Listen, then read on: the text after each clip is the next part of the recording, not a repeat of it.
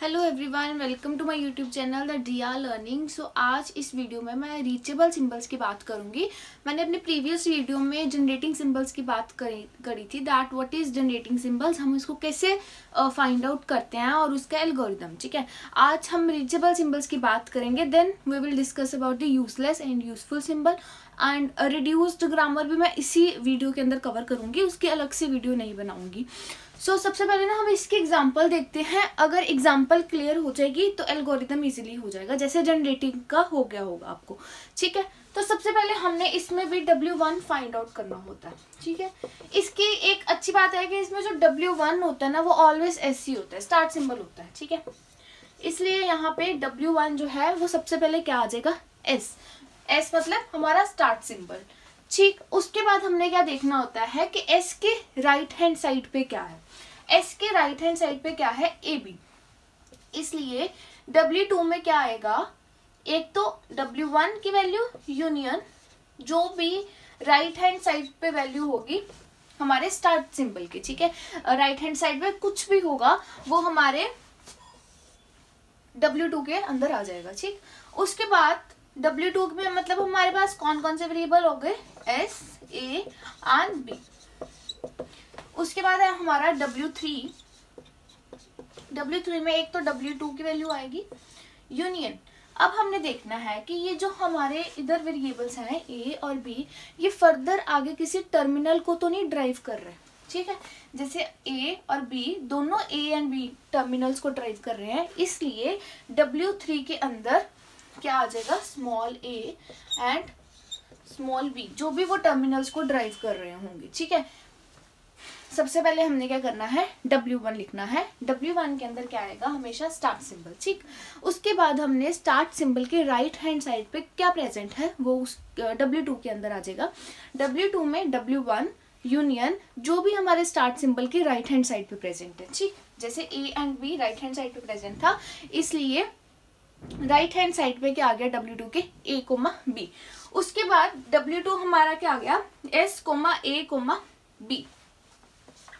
ठीक है, उसके बाद W3 में एक W2 की वैल्यू आएगी, साथ में क्या आएगा कि अगर ये जो हमारा AB है, ठीक है, जो S के राइट हैंड साइड पे AB है, वो अगर किसी नॉन टर्मिनल को फर्दर ड्राइव कर रहा है तो वो नॉन टर्मिनल की वैल्यूज आ जाएंगी। इसलिए W3 के अंदर क्या आ गया, W2, S, A, B और साथ में AB। ठीक है, अब आगे हमने देखना A और B, आगे किसी कोई चीज ड्राइव ही नहीं हो रही। ठीक है, आगे फर्दर हम मूव ही नहीं कर सकते ना, इसलिए यहाँ पे ही हमारा स्टॉप हो जाएगा। क्यों, क्योंकि W4 किसके इक्वल आ जाएगा, W3 के। अब हमने क्या लिखना है इसमें, हमारा V डैश क्या होगा, T डैश क्या होगा हमारा। ठीक है, V डैश क्या होगा, V इंटरसेक्शन किसके साथ इंटरसेक्शन करेंगे हम, W3 के साथ। ठीक है, W3 में कौन कौन सी वैल्यूज हैं, V में सबसे पहले वेरिएबल कौन कौन से हैं हमारी ग्रामर के अंदर। ठीक है, वेरिएबल कौन कौन से हैं, एक है A, एक है B, एक है S और एक है E। ठीक है, इंटरसेक्शन W3 में क्या क्या है, S है, A है, B है एंड AB है। अब हम इंटरसेक्शन में क्या करते थे, जो भी इसके अंदर कॉमन होता था दोनों सेट्स के अंदर, ठीक है, दोनों सेट्स के अंदर जो भी कॉमन होता था उसको हम ले लेते थे। इसलिए अब इसमें कॉमन क्या है, एक A कॉमन है, एक B कॉमन है और एक S कॉमन है। तो V डैश क्या आ गया हमारा, ABS। ऐसे ही हमें T डैश फाइंड आउट करना होता है। इसमें T dash is equals to T intersection W3। ठीक है, W3 इसलिए लिखा है मतलब लास्ट में जो भी बन रही है, W4 भी लिख सकते हैं। W3 T में क्या है, मतलब वेरिएबल कौन कौन से हैं, एक है A, B और C। ठीक है, और W3 में क्या क्या है, S, A, B, small a and B। अब इंटरसेक्शन करा तो क्या आ गया मेरा, T डैश A और B। ठीक है, और रीचेबल सिंबल कौन से आगे मेरे, कौन कौन से आगे, ABS, और नॉन रीचेबल कौन सा है, E। ठीक है, इतनी बात आई होप आपको क्लियर होगी। और प्रोडक्शंस जोन जोन से भी यूज हुई है, S goes to AB use हुआ है, P डैश आ जाएगा, और A goes to A use हुआ है, B गोज टू B, ये 3 प्रोडक्शंस हमारी क्या हुई है, यूज हुई हैं, तो हमारा P डैश क्या आ जाएगा, S goes to AB, A goes to A, B goes to B, ठीक है। अब उसमें क्या होता था, जनरेटिंग में क्या होता था, हमारा T डैश नीचे, T जो है वो T डैश नहीं होता था, बट इसमें क्या है, T जो है वो भी T डैश हो रहा है, मतलब हमारी जो ग्रामर बनेगी G डैश, उसमें क्या क्या चेंज होगा, एक V dash, T dash, P dash, S नहीं चेंज होगा, स्टार्ट सिंबल, ठीक है। बट उसमें क्या होता था, जनरेटिंग में T डैश नहीं, मतलब T जो है वो चेंज नहीं होता था, T डैश नहीं होता था, बट इसमें T डैश होगा। आई होप आपको ये एग्जाम्पल क्लियर होगी।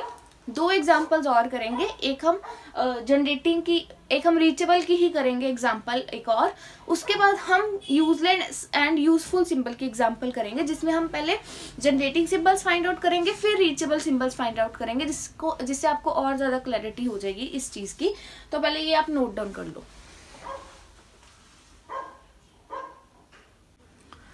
So second example है, S goes to AC, A goes to A, C goes to small c and E goes to A and E, ठीक। अब सबसे पहले हमने क्या लिखना है, W1 ऑलवेज स्टार्ट सिंबल, सो W1 में क्या आ जाएगा हमारा S, ठीक। अब हमने S के क्या देखना है, on the right hand side, S के राइट हैंड साइड पे क्या है, AC, सो W2 में क्या आ जाएगा, एक तो W1 यूनियन A C, कौन कौन सी प्रोडक्शंस के कारण आया, कौन सी प्रोडक्शन के कारण आया, S गोज टू AC, ठीक है। इतनी बात आई होप आपको क्लियर होगी। उसके बाद W3 नाउ हमने देखना है कि ये जो AC है ये आगे किसी टर्मिनल को ड्राइव कर रहा है, yes, A goes to small a, C goes to small c, ठीक है। इसलिए एक तो W2 आएगा union small a and small c आएगा, ठीक है। मतलब AC अगर किसी टर्मिनल को ड्राइव कर रहा है तो वो टर्मिनल को हमने W3 के अंदर लिख देना है, जो भी राइट हैंड साइड पे होगा उसको हमने W3 के अंदर लिख देना है। उसके बाद W4, अब W3 के अंदर क्या क्या आ जाएगा, W2 है S A C A C, ठीक है। ये किस प्रोडक्शन की कारण आया है, ये आया है A goes to small a and C goes to small c, ठीक। और बस ठीक है। अब लास्ट में देखो W4 जब मैं फाइंड आउट करूंगी तो आगे तो स्टॉप ही हो गया ना, आगे किसी और हम ये A और C देखें तो ये लेफ्ट हैंड साइड पे कहीं पे भी नहीं आ रहा है ना, इसलिए हम इसको फर्दर जो है वो ड्राइव नहीं करेंगे, इसलिए W4 is equal to W3, सो हम G डैश को अब ड्राइव कर सकते हैं, ठीक है। G डैश के अंदर क्या क्या होगा, V dash, T dash, P dash and S, ठीक है। और वेयर V डैश क्या मेरा, V इंटरसेक्शन W4 या W3 भी लिख सकते हैं। जब ये आपको पेपर में या एग्जाम में ये क्वेश्चन आए ना, तो सबसे पहले ना जोन से वेरिएबल्स हैं या जोन से टर्मिनल्स है ना, उनको साइड पे लिख लिया करो। जैसे वेरिएबल्स है हमारे AC, S A C and E, और टर्मिनल्स हैं हमारे स्मॉल a C E, बस यही है टर्मिनल्स, हाँ जी, ठीक है। उसके बाद हम जब इसको फाइंड आउट करेंगे थोड़ा इजी हो जाएगा। अब S A C E जो है वो मेरे वेरिएबल्स हैं, इंटरसेक्शन W4 के अंदर जो वैल्यू है, W3 की वैल्यू आएगी वो क्या होगा, S A C A C। अब इसमें कॉमन क्या क्या आ रहा है, S A एंड C, ठीक। उसके बाद हमने क्या फाइंड आउट करना है, ये हमारा आ गया V डैश। अब हमने फाइंड आउट करना है अपना T डैश। T डैश को फाइंड आउट करने का क्या है, T इंटरसेक्शन W3 या W4 लिख लो, इसमें लिखा हुआ, एक मिनट, वैसे पे नहीं करा हुआ, W3 ही लिखा है, W3 ही लिखो आप, ठीक है। T के अंदर क्या है, ACE इंटरसेक्शन W3 के अंदर क्या है, SAC एंड AC। सो मेरा T डैश क्या आ जाएगा, A, C, और P डैश में क्या आ जाएगा, जोन सी प्रोडक्शंस हमारी यूज हो रही है, ठीक है। P डैश के अंदर प्रोडक्शंस कौन कौन सी, S goes to AC, A goes to A, C goes to small c, that's it. ये है हमारे जनरेटिंग रीचेबल सिंबल, सॉरी, ठीक है। रीचेबल सिंबल कौन कौन से हो जाएंगे अब हमारे, S, A and C। E जो है फिर वो रीचेबल सिंबल नहीं है। तो ये इसकी 2 एग्जांपल्स थी। आई होप आपको ये चीज़ क्लियर हुई होगी। फिर मैं एक बार रिपीट कर रही हूँ। देखो, अगर हमें कोई ग्रामर गिवन है तो सबसे पहले हमने उसका W1 फाइंड आउट करना होता है। जो हमारे रीचेबल सिंबल्स होते हैं उसमें W1 ऑलवेज क्या होगा, S मतलब हमारा जो स्टार्ट सिंबल है। उसके बाद हमने S के राइट हैंड साइड पे देखना है कि S के राइट हैंड साइड पे क्या है। अगर S के राइट हैंड साइड पे सपोज AC है यहाँ पे, ठीक है, अगर यहाँ पे होता A एंड स्मॉल c तो हमने ये दोनों को ही लेना था, ठीक। अब S के राइट हैंड साइड पे है AC, इसलिए मैं W2 के अंदर वो वेरिएबल्स लूंगी जो हमारे S के राइट हैंड साइड पे होंगे, ठीक है। इसके राइट हैंड साइड में टर्मिनल भी हो सकता है। अब हमें देखना है कि जो हमारे वेरिएबल्स आए हैं on the right hand side of S, वो फर्दर किसी टर्मिनल को ड्राइव तो नहीं कर रहे, ठीक है। अगर फर्दर वो किसी टर्मिनल को ड्राइव कर रहे हैं तो उसको मैंने W3 वाली प्रोडक्शन के अंदर कंसीडर करना है। W2 तो आएगा ही आएगा, साथ में वो वेरिएबल्स भी, वो टर्मिनल्स भी आएंगे जो A और C जो है वो ड्राइव कर रहे होंगे, ठीक है। सो ऐसे ही हमने इसको देखी जाना है कि राइट हैंड साइड पे क्या आ रहा है, राइट हैंड साइड पे क्या आ रहा है, और ये फर्दर आगे टर्मिनल को तो नहीं ड्राइव कर रहा। तो आप ये नोट डाउन कर लो एग्जांपल, फिर हम इसका एल्गोरिथम डिस्कस करेंगे, फिर यूजलेस एंड यूजफुल सिंबल्स की जो एग्जांपल होगी और उसकी जो डेफिनेशन होगी वो डिस्कस करते हैं।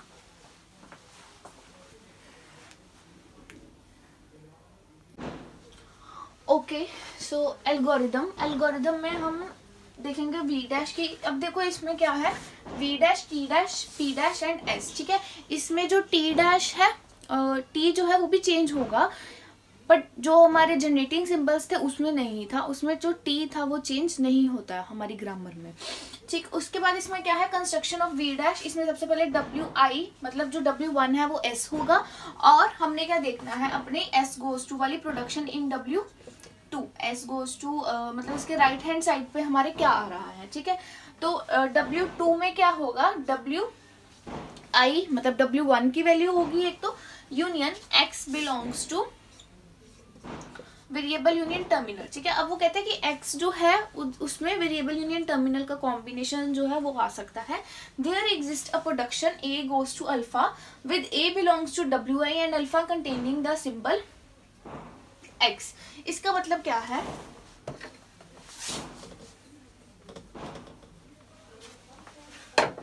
कि एक हमारे पास कहते हैं प्रोडक्शन है A गोज टू अल्फा, ठीक है। जो A है वो किसको बिलोंग कर रहा है, WI को। WI में क्या है हमारा S, ठीक, and alpha containing the symbol X, और X जो है एंड अल्फा जो है उसमें कौन सा सिंबल है, X, और जो X है वो किसको बिलोंग कर रहा है, वेरिएबल यूनियन टर्मिनल को। ये लाइन का मतलब क्या है कि जो हमारी प्रोडक्शन होगी S गोज टू, कोई भी प्रोडक्शन है, सपोज AC है, तो उसमें जो S है वो क्या है मेरा A, एंड जो AC है वो मेरा क्या है X, एंड ये X जो है वो किसको बिलोंग कर रहा है, अल्फा को, या अल्फा किसको बिलोंग कर रहा है, X को, ठीक। और जो AC है या मतलब अल्फा है या X है वो वेरिएबल यूनियन टर्मिनल का कॉम्बिनेशन जो है वो हो सकता है। उसके बाद ये स्टॉपिंग कंडीशन का बताया हुआ है, V बताया हुआ है हमने कैसे फाइंड आउट करना है, ठीक है। वेरिएबल इंटरसेक्शन W के मतलब जो लास्ट में हमारे बच जाएगा ना, या तो W3 बच जाएगा या W4 हो जाएगा, उसके साथ हमारा इंटरसेक्शन हो जाएगा, ठीक। इतना नोट डाउन कर लो, फिर हम कंस्ट्रक्शन ऑफ T डैश को डिस्कस करते हैं, वो कैसे लिखना है।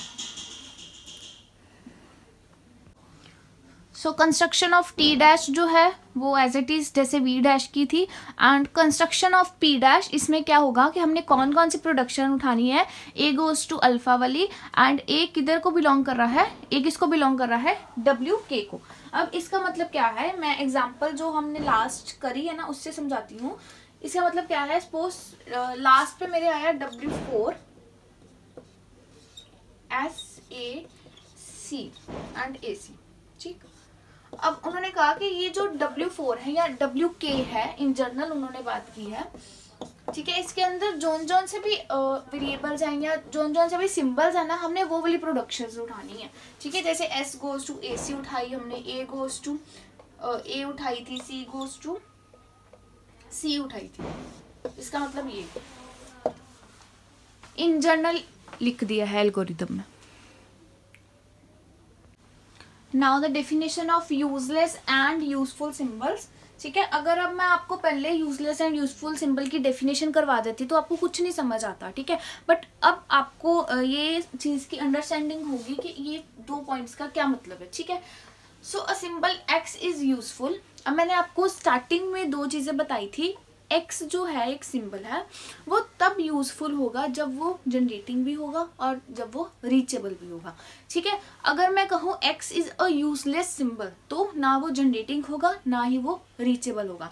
कोई भी सिंबल जो है अगर मैं उसको कह रही हूँ that it is generating and it is useless और यूजफुल, या अगर आप बात करो कि अगर कोई सिंबल है मैं उसको कह रही हूँ इट इज यूजफुल, तो इसका मतलब है कि वो जनरेटिंग भी है एंड वो रीचेबल भी है। बट अगर मैं कह रही हूँ कि ये एक सिंबल एक्स है, ये यूजलेस है, देन वो ना जनरेटिंग है और ना ही रीचेबल है, ठीक। दोनों चीज़ें होनी कंपल्सरी है अगर मैं ये बात कमिट करना चाहती हूँ that it is useful symbol. So इसका मतलब क्या है, symbol X is useful if X is generating, ठीक है। एक्स जब क्या होगा, जनरेटिंग होगा। अब एक्स जनरेटिंग कब होगा, जब x जो है वो किसको बिलोंग कर रहा होगा, w को। w क्या है, string of terminals, where w belongs to language of grammar and w belongs to t का क्लीन क्लोजर। मतलब जो w है वो t का क्लीन क्लोजर मतलब वो टर्मिनल को बिलोंग करता होना चाहिए। हमने जनरेटिंग में यही बात सीखी है कि अगर मैं किसी भी सिंबल को जनरेटिंग कंसीडर कर रही हूँ तो वो स्ट्रिंग ऑफ टर्मिनल को ड्राइव करता होना चाहिए। यही बात यहाँ पे लिखी है कि जो w है वो स्ट्रिंग ऑफ टर्मिनल्स को, वो स्ट्रिंग ऑफ टर्मिनल्स है, ठीक है। This means that the symbol leads to the string of terminals.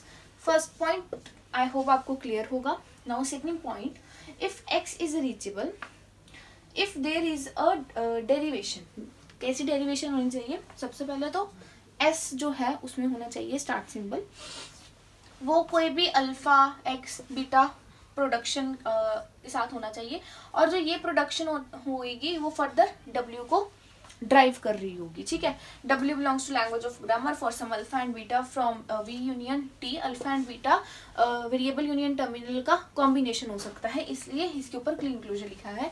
Then x is said to be reachable, तब हम x को क्या कहेंगे, रीचेबल।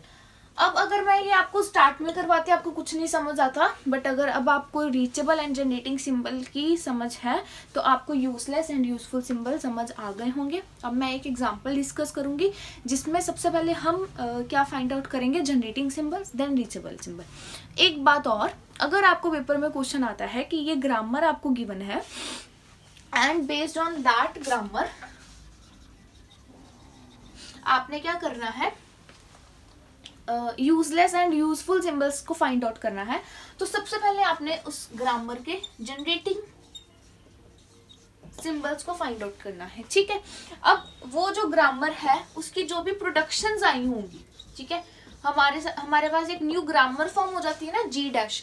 अब वो जो प्रोडक्शंस आएंगी ना, उस प्रोडक्शंस के ऊपर मैंने रीचेबल वाले जो एल्गोरिथम है वो अप्लाई करनी है, ठीक है। ये वाली जो जनरेटिंग के बाद p डैश आएगा ना, उसके बाद मैंने जनरेटिंग की प्रोडक्शंस निकालनी है, ठीक है। फिर हमें पता लगेगा कि कौन से जनरेटिंग सिंबल्स हैं, कौन से रीचेबल सिंबल्स हैं, और कौन से यूजलेस हैं या कौन से यूजफुल है। तो सबसे पहले ये आप नोट डाउन कर लो, इसके बाद हम एक एग्जांपल डिस्कस करते हैं ऐसे भी। ये एग्जांपल है, इसमें हमने बताना है कि कौन से यूजलेस सिंबल है या यूजफुल है, या कौन से generating and non generating symbols हैं। तो सबसे पहले हमने निकालनी है generating, then we will find reachable. ठीक, अब जनरेटिंग निकालने के लिए क्या सबसे पहले होता है, हमने देखना होता है कि कोई ऐसी प्रोडक्शन है जो सीधा टर्मिनल को ड्राइव कर रही है।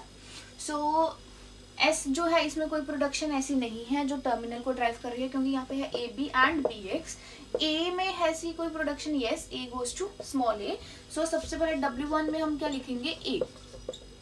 और कोई प्रोडक्शन है ऐसी, बी में तो नहीं है, एक्स में है ए डी। ठीक, और ए एंड एक्स। ठीक है, उसके बाद जरूरी नहीं है कि एक ही टर्मिनल को कर रही हो, स्ट्रिंग ऑफ टर्मिनल्स। उसके बाद है W2 में एक तो W1 आएगा यूनियन, साथ में क्या आएगा, अब हमने देखना है ये ए एंड एक्स किसी प्रोडक्शन की राइट हैंड साइड पे आकर उसको उसके स्ट्रिंग ऑफ टर्मिनल्स को फॉर्म कर रहे हैं कि नहीं कर रहे हैं। सबसे पहले हमने देखना है एस को। ठीक है, एस में सबसे पहले प्रोडक्शन है S goes to A B. अब B तो है नहीं W1 में, तो S goes to A B production को मैं कंसीडर नहीं कर सकती W2 में। ठीक, ये वाला जो है ये किसके कारण आया है, एक तो A goes to A and X goes to A D। ठीक, उसके बाद सेकेंड प्रोडक्शन है S goes to BX।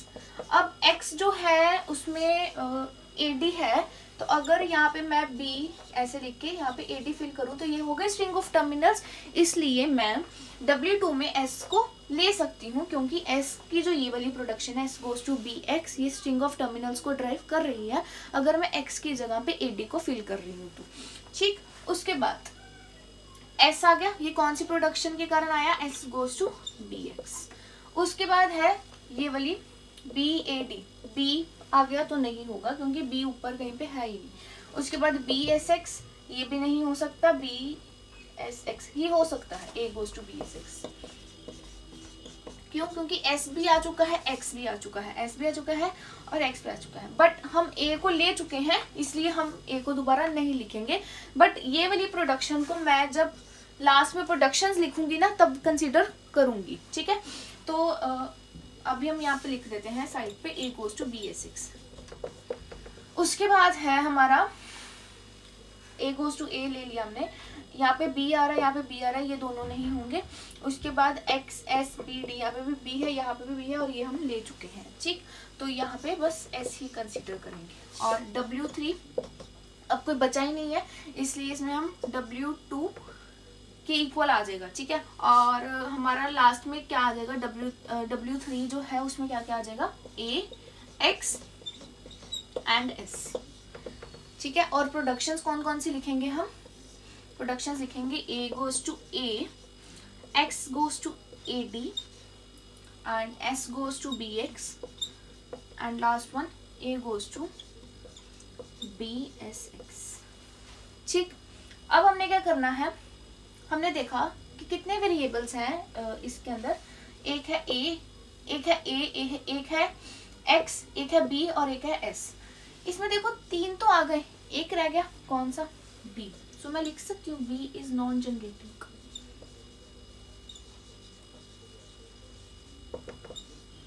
B जो है वो नॉन जनरेटिंग सिंबल है, क्यों, क्योंकि वो लास्ट में W3 के अंदर नहीं आ रहा। ठीक, अब मेरे पास 4 प्रोडक्शंस आ गई हैं जब मैंने जनरेटिंग सिंबल्स को फाइंड आउट करा।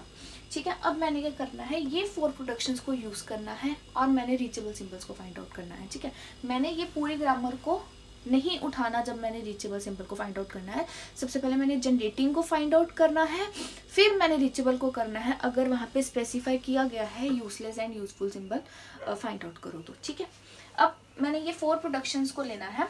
सबसे पहले W1 में मैं क्या लूँगी, S। ठीक, क्योंकि स्टार्ट सिंबल तो हम लेते ही हैं। उसके बाद W2 में S आएगा एक, साथ में यूनियन S के राइट हैंड साइड पे जो भी क्या है, B एंड X। ठीक है, उसके बाद W3, नाउ ये B और X कुछ ड्राइव कर रहे हैं आगे, B तो इधर लेफ्ट हैंड साइड पे नहीं आ रहा, X ड्राइव कर रहा है यस A एंड D को, तो यहाँ पे क्या आ जाएगा, S B X union A, D। ठीक, अब W4 अब ए और डी इधर आ रहे हैं right hand side, left hand side पे नहीं आ रहे, तो यहाँ पे मेरा W4 W3 के इक्वल हो जाएगा क्योंकि यहाँ पे स्टॉप हो जाएगा। अब W4 में क्या क्या आ गया, S B X A D, ठीक है। अब मेरे ये वाले जो प्रोडक्शंस थी इसमें कौन कौन से वेरिएबल थे, एक था A, X और S, बट जब मैंने इन प्रोडक्शन की हेल्प से अपने रीचेबल सिंबल्स को फाइंड आउट कर लिया तो मेरे कौन कौन से वेरिएबल्स रह गए, एक रह गया S, एक रह गया X, A मेरा नहीं आया इसमें। सो मैं ये बात लिख सकती हूँ, A is non reachable symbol.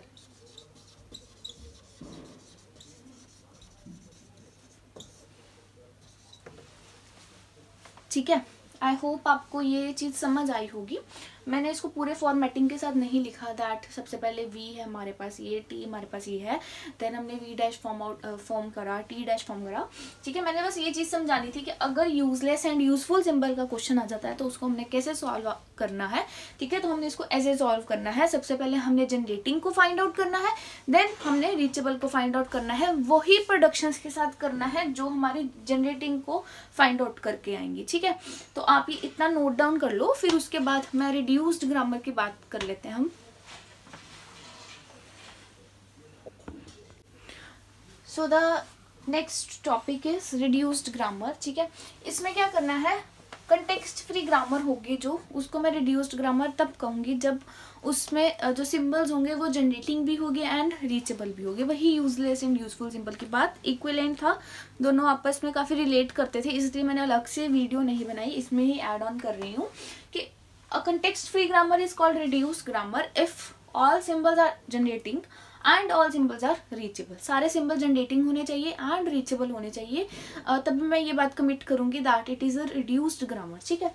अब इसमें क्या लिखा हुआ है, स्टेप्स क्या होते हैं एक ग्रामर को रिड्यूस करने के। सो फर्स्ट स्टेप क्या होगा हमारा, सबसे पहले हमने एक ग्रामर बनानी है G dash equivalent to the given grammar, जो भी हमें ग्रामर गिवन होगी उसके इक्विवेलेंट हमने एक ग्रामर बनानी है G डैश। उसमें क्या होना चाहिए, so that every variable in G dash derive some terminal string. वही बात कि हमने जनरेटिंग सिंबल्स को फाइंड आउट करना है, कुछ टर्मिनल स्ट्रिंग जो ड्राइव कर रहे हों, ठीक। उसके बाद सेकेंड बात है construct a grammar G double dash equivalent to G dash.